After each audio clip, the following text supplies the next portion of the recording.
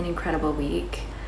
I am finally in my new spot, and it was a very interesting move, to say the very least. It's exhausting. I am exhausted. I think for the past few days, I've been running off of like 2-3 hours of sleep. Mind you, I also have final exams this week and next week. So, and work deadlines, because I do have a normal day job. This is not my job. So I'm a little bit overwhelmed, and lots of things happened during this move, lots of interesting things. The move, like the first part of the move, went really great. The movers were really helpful. And the last hour of the move was a little bit interesting. They forgot all of my shoes, which is interesting. Okay, this is going to be a little bit of a vent session. So if you're not in the space to hear a little bit of complaining, I'm already annoyed at myself. If you're not in a space to hear complaining, this part of the video is probably not for you. But I'm going to be very brief about my sorrows, and I'm over it now. I'm totally fine. I'm over it now. But this is why people hate moving. That's all I'm going to say. Long story short, all of my shoes are missing.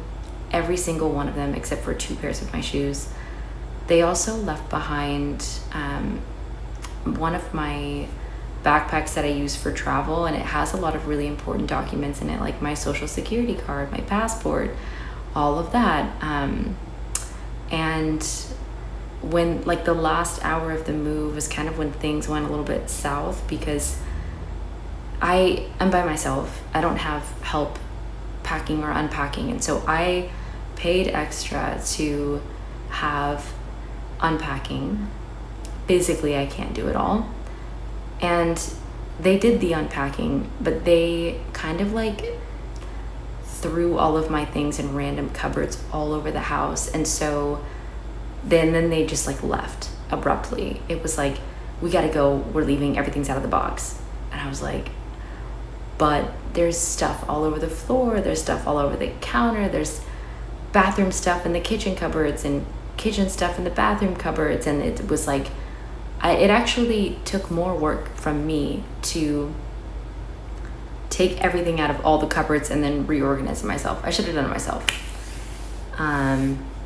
Anyways, it's not that big of a deal. I am very tired though. And then the other thing too is, on the first day that I moved into this new space, which I actually really am loving. So yeah, the first day that I moved, I had been moving all day, and then in the afternoon, the kitchen sink started to flood. 1 second. Okay, the kitchen sink started to flood, so I called maintenance to have them fix it. Super friendly, super kind. And I thought that they fixed it. They didn't. And then it's at this point in the evening, it's like around 1 a.m. and I haven't eaten dinner yet, and I'm starving, and I'm like making dinner, and all of a sudden like the sink starts to flood again, and I'm like, okay.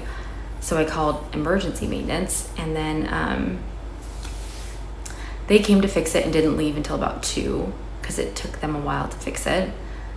And so I'm still eating dinner at this point. This is like 1 a.m., almost 1:30.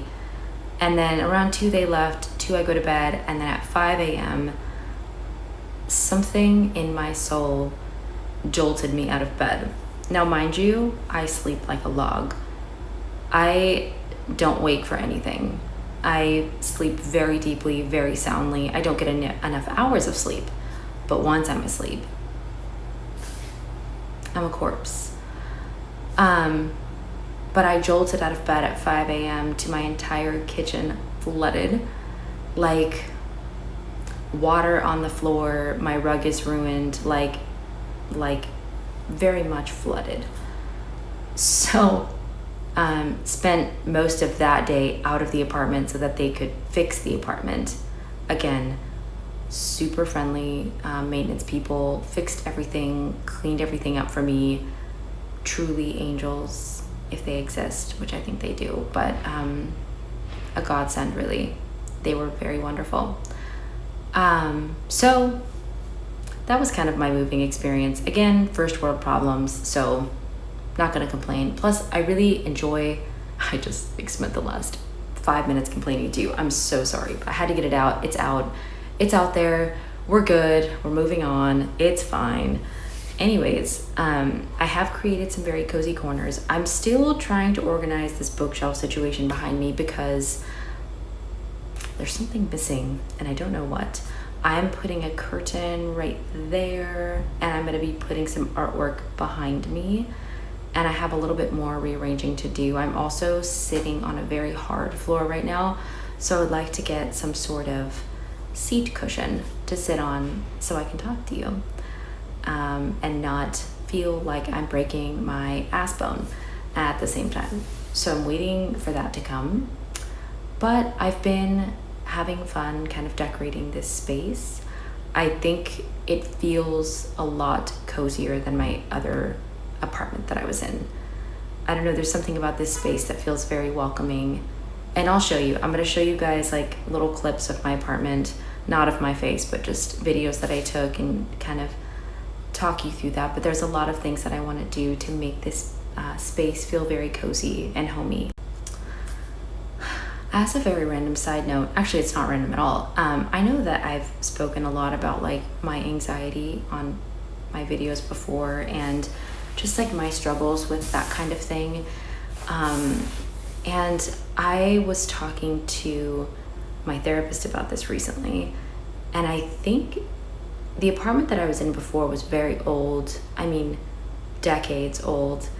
And I think there might have been like a mold issue, like mold in the walls, mold in the carpet type of situation, because of the symptoms that I was experiencing. Like, this could all be in my head, I don't know, but like the lethargy and the depression and the anxiety and the spiraling and like the panic that I would feel when I was in the home. And it was like every time I would walk into that house, like this like I don't know how to explain it, a very off-putting feeling, bad omens. I don't know, maybe the omen is the mold, who knows.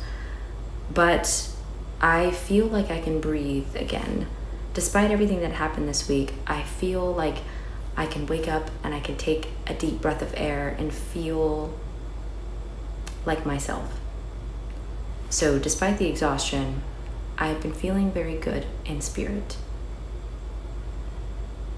Yeah, this place feels good. I don't know how to explain it, but it's just a feeling. I'm not sure what I'm gonna have time for in this video. It's been a very chaotic week, and sorry for complaining in the first half of this little yap session, but I did want to give context because I know I'm not the only one who has experienced moving pains. Yeah, but nevertheless, I'm going to show you around, and I desperately need a bookshelf because in this corner over there are just stacks of books that really need a home. So I'm going to work on that. I think this will be a shorter video, but that's okay. I would rather have it short and sweet and put together and wrapped in a nice little bow than me trying to like create content that I'm just not really in the mental space to do right now. Maybe I can share some books that I'm reading at the end if I have time to record that. But anyways, I'm gonna stop talking now and I will show you my space. So this is kind of like the bare bones of my room, at least. There's a huge closet, which I'm super excited about, and I have some of my bedding in there already, but we have movers coming tomorrow, and I'm really excited to kind of like transform this place into my own. I also am obsessed with the lighting in this place. Like, I feel like lighting is everything for me in a home, and it like changes the entire vibe and all of that. So I am loving this place so far. I think couch is gonna go here, and then TV is gonna go on this side. Also very much into this type of shower. It's like a walk-in shower situation. which I'm super excited about. Super underrated, but I'm telling you, as someone who had a refrigerator with the fridge on the bottom, freezer on the top, the number it did on my back, maybe I'm just aging myself, but I do cook a lot at home. And so when I would cook, it like the hassle that it would take to like bend down, get groceries up and down and up and down, that was terrible. So now that the fridge is on top and it's like a door, everything is easily accessible. Maybe that's me being very lazy, but these little things make such a big difference for me in like my everyday life. So I'm excited about that and this little island situation where I can do fun holiday things and cook on that as well. Washer dryer. Huge flex is having a washer dryer. I'm very excited about this.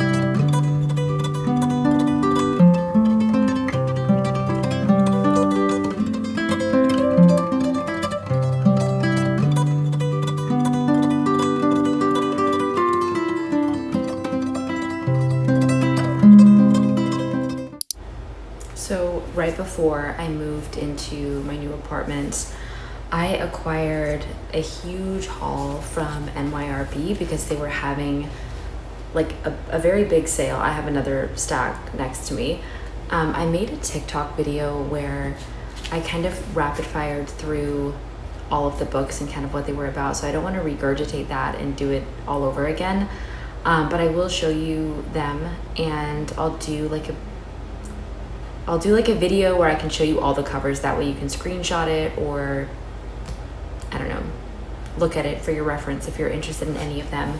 But I love all of the covers on these books, and I really only had a couple of them before the sale, and I really wanted to get more because I love these editions of the books. And I'm also trying to I want to read a lot more classic contemporary fiction because I've really found a few that I have fallen head over heels in love with. I read a lot of philosophy, I read a lot of classic literature, but I want to integrate more of this genre into my repertoire as well. So this one is called Once and Forever. I'm going to try and flip the covers. This one is called On Being Blue by William Gass. This one is We Always Treat Women Too Well. These covers are stunning. The Invention of Moral, Peach Blossom Paradise, The Post Office Girl, like Dear Melissa, and Beware of Pity, and the Miss Palfrey at the Claremont by Elizabeth Taylor. And then there's Angel by Elizabeth Taylor. This is called Written on the Water by Eileen Chang. This is Don't Look Now by Daphne du Maurier, which if you have not read Rebecca, I highly recommend it, especially if you're into Gothic literature. This is The Fawn by Marc Szabo. I love all of Marc Szabo's books so much. This is The Vet's Daughter by Barbara Combs. I have already had this book, but this is just another addition that I had previously to this order. This is called The Hearing Trumpet by Leonora Carrington. This is another Magda Szabo book, The Door. This is Other Worlds, Peasants, Pilgrims, Spirits, and Saints by Teffy. So good. This is Abigail, Magda Szabo. And I love this book, Last Words from Montmartre. I don't know how to pronounce this name, and I don't want to mess it up. I'm going to learn how to pronounce this. She wrote Notes from a Crocodile as well, which I really, really, really enjoyed. I've already owned this one before, Ghost by Edith Wharton. And this is The Unforgivable and Other Writings by Christina Campo. And then The Juniper Tree by Barbara Combs. This one looks really good. This is Perfection, and I saw this kind of stirring around Book Talk for a little bit. The lighting is not great in this video. I'm so sorry. I'm still trying to find little corners of my home that are good to film in. And it's really hard because this is in a really awkward spot, and I'm putting a curtain right next to me here, which I think will help significantly. Anyways, I'm sorry, I digress. But I've heard good things about this book. I think this is more of like a literary fiction book, so we'll see. I've read more literary fiction this year than I normally do, and I've been very disappointed in most of the books that I have read, unfortunately. The problem with a lot of lit fic for me, right, this is like a personal preference, taste thing. For me, it falls short. Like, so many of the plots and narratives fall short, the writing falls short for me personally. I have read maybe a couple, like off the top of my head, that I've actually enjoyed this year. Daughter by Claudia Day is one of the books that I actually really enjoyed. I read the book and I listened to the audiobook, and I resonated with it a lot. So I can't think of any others that I've read this year that I really liked off the top of my head, but that's definitely a good one. So I don't know how I will like this. We shall see. I know that this is about like a couple who moved to Berlin, and I've from the discourse that I've read, if you are a millennial or a Gen Z, you will enjoy this, or allegedly enjoy it. The Game of Hide and Seek. Very excited about this one by Elizabeth Taylor, and I love this cover so much. And then this is one that I already owned, The Summer Book by Tove Jansson. She wrote and created The Moomins, which I also love. This is Our Spoons Came from Woolworths by Barbara Combs. This is My Death by Lisa Tuttle. And then I have The New York Stories of Edith Wharton, which I'm very excited to read. I think I'll enjoy this a lot. I have Thus Were Their Faces by Silvina Ocampo. Beautiful cover. This is the other one, Notes of a Crocodile. Love this one too. This is queer. This one is queer, set in Taipei. Beautiful, beautiful, beautiful story. I like this one a lot. And then this one is called My Phantoms by Gwendolyn Riley, which I'm also very, very excited to read. I hope this wasn't super boring for you. I love these covers. Like, I could stare at these covers all day. I wish that I had like a very small section of my wall where I could like wallpaper it with these covers, because I think that they're just absolutely stunning and they deserve to be on display, which is what I'm trying to figure out. If in this video, the way that I edited it, you've already seen like kind of the layout of my house, you'll know that I have like a huge pile of books just stacked on the floor, and I really want to get a bookshelf. For a while I was like, oh, this is a vibe, it's cute, having piles of books on the floor, which I love. I'm never going to stop doing. I'm still going to have random piles like in my room, on my desk, on the floor, because I think that gives a home character.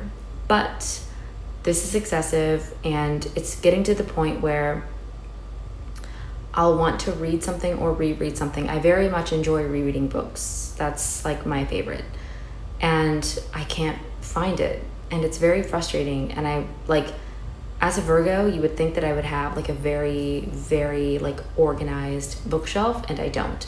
With the exception of these guys right here, I would consider these 2 rows, and especially the ones on top, to be like top tier all-time favorite books, period. So they're easily accessible. I know exactly where they are, but everything else is just lost in translation. It is absolute chaos. Anyways, I picked 3 that I want to read first. So I'm going to tell you about each one of them. Maybe it will spark some interest for you too. Okay, so the first one that I chose is On Being Blue by William Gass. And this one is like one of those cult philosophy meets language books that is kind of impossible to summarize, but unforgettable once you read it. And it starts with the color blue, just blue, and then it spirals into this like lyrical, strange, and almost erotic meditation on language and sensuality and emotion and the way that meaning gets layered into words over time. It's philosophical without being dry. It's nice and short. It's intellectual but deeply physical in the way that it talks about color and feeling and longing. And Gass writes with this dizzying precision that somehow it still feels lush and atmospheric. And if you love books that read like a fevered essay or long poetic tangents, I think that this is a pure indulgence. Okay, the next one is A Game of Hide and Seek by Elizabeth Taylor, and this is a heartbreakingly subtle love story. And it's one of those books where everything is just emotionally high stakes, but it's all happening in glances and silences and polite conversation.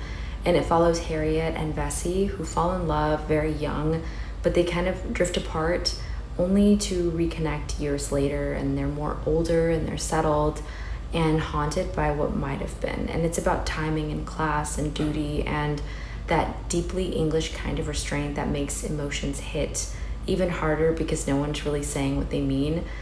So this is quiet, but it's also piercing, and it's one of those books that kind of like devastates you without ever raising its voice. This next one is The Juniper Tree by Barbara Combs, and this one feels like a modern fairy tale. It's filtered through loneliness and loss, and it follows a single mother who forms a tentative friendship with a wealthier couple and slowly finds herself drawn to their seemingly perfect life. But there's this undercurrent of unease throughout the book, like something terrible is approaching, but in its softest, slowest way. And from what I've read, I think Barbara Combs has this incredible ability to find this surreal, ordinary, and make it seem like very off kilter. And so I don't know, I feel like I'm losing my words as I speak to you. I'm sorry. I feel like this is a little emotionally numb in a way that actually makes it more haunting. So think like quiet domestic dread with mythical echoes beneath the surface of this book. And the last one that I really want to read is Other Worlds, Peasants, Pilgrims, Spirits, and Saints by Teffy. And I know that this is like a lot witchier, which I'm really excited about. Like more fantastical from what I've read so far. So I'm really excited about this one too. I'm also very tempted to take on a summer project book, which I might talk about in my next video. And I'm torn between East of Eden and Paradise Lost. And I'm thinking that I'm gonna go with East of Eden just because Paradise Lost feels very much like something that I would much rather read in autumn or winter, whereas East of Eden feels hot and sticky and humid and summery. So we shall see. I will keep you posted on that.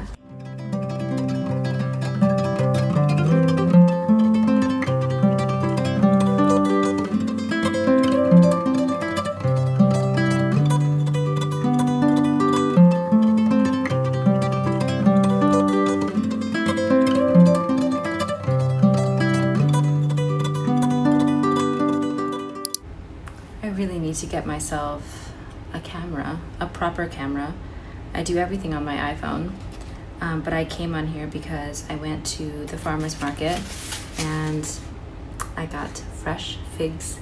I love figs, and don't you dare tell me that they are wasp nests or wasp eggs or wasp.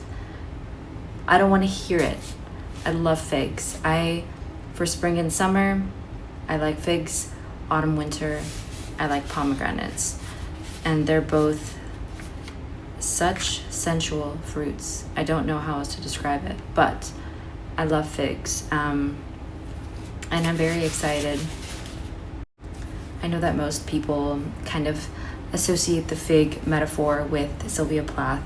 I, however, associate fruits, especially like the pomegranates and the figs of the fruits, with Greek mythology and Greek literature and things like that. It's very Dionysian, and I very much love that, so much more than Sylvia Plath fig tree method that has perpetuated the internet. And no shade, but actually a lot of shade to the problematic aspects of Sylvia Plath, but I much prefer the Greek mythological side of fruits. There's like, never mind. Anyways, my favorite summer activity is going to the farmer's market, going to U-Pick farms, going to do all of these very countryside type things.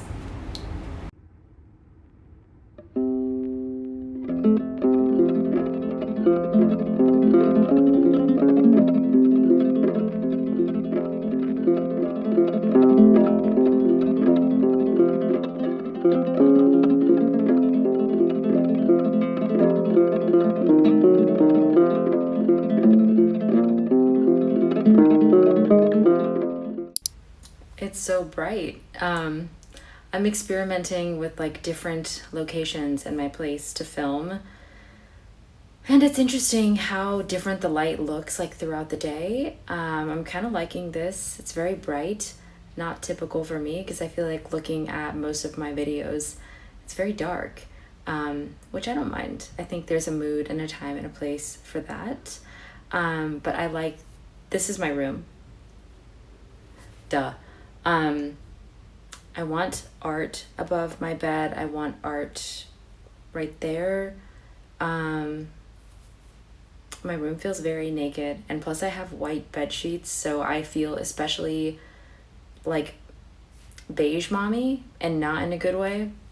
So I just want to add more things. And then I have my perfume cabinet like right in front of me, which is really pretty, and I might film in front of there too. This lighting just shows how dead my hair is as well, which is fun for me. Anyways, I took my final today, which went pretty okay. We'll see how I do. Anyways, I've been avoiding it a lot by decorating and like unpacking and doing things that can wait for later, but this is what happens when you are a master procrastinator. As a random tangent yappy side note, I have been reading so many articles. One thing about me is that I post and ghost, which is not great. I do that to my detriment. I will post like on Substack and then I leave, or I'll post on TikTok and then I leave. Same with YouTube. But what I do consume a lot of are articles. I read a lot of articles and I read a lot of news. And I feel like I can't go at least 3 times a day. I can't go without seeing an article about like how AI has taken over and none of us have attention spans anymore. And like every other iteration of this like think piece is how like AI has made it so that nobody can critically think. So like that's kind of like, okay, yeah, duh, we all know this. What I really want to talk about, maybe in part of next week's video, are ways to get your attention span back. Not like me versus the universe, me versus the digital universe, but like what can you do in your life right now to take that control back and find and ignite that curiosity that we all have for like a hunger for learning, a hunger for reading, watching good films, like observing good art, all of that. I want to share my take on it in a practical sense. I mean, we all know like what AI is doing, and I don't want to like reiterating and regurgitate everything that's already been circulating on the internet, but what I can do is offer things that have helped me somewhat improve my attention span, in hopes that it will help you. Because I think my opinion on it doesn't really matter. How does that help you? You know what I mean? As is with a lot of things in life. Like, I think it's interesting to hear other people's opinions, but for me, I want to feel like I can help. That is like my personality. I want to help people in my soul. Despite how shitty people can be, I have a very, like, I always want to help people. And if I can do that by sharing things that have helped me with my attention span, with my curiosity, with things that are making me feel like a human, that is what I want to do. I'm actually recording more than I thought I would, despite the lack of sleep that I've gotten this week. She's so pretty. It's so cool. I could see so many people out of my window, and it's so comforting as an observer to sit here at my desk or in my bed and read and watch people. I love it. This is so much better because my old apartment was so isolating, definitely haunted with bad ghosts, not good ghosts. I lost my train of thought. The lack of sleep that I've gotten this week is concerning. The older you get, the less you are capable of doing. So I think I'm gonna let you go now because I'm just rambling about nonsense per usual. But I forgot what else I'm recording next week, but I do want to talk about ways to get your attention span back, and I am gonna write about that. This is such interesting lighting. I feel so bright and ethereal despite wearing black. Anyways, you know what? I want to ask you if you're interested in home stuff. Like, not being a home influencer and being like HGTV over here, because that is not my forte. But if you'd like me to share more little snippets of my home, I'm happy to do so. I find that sort of thing comforting. Not HGTV, but just simple, like little snippets here and there, little sprinklings. So let me know if that's of interest to you.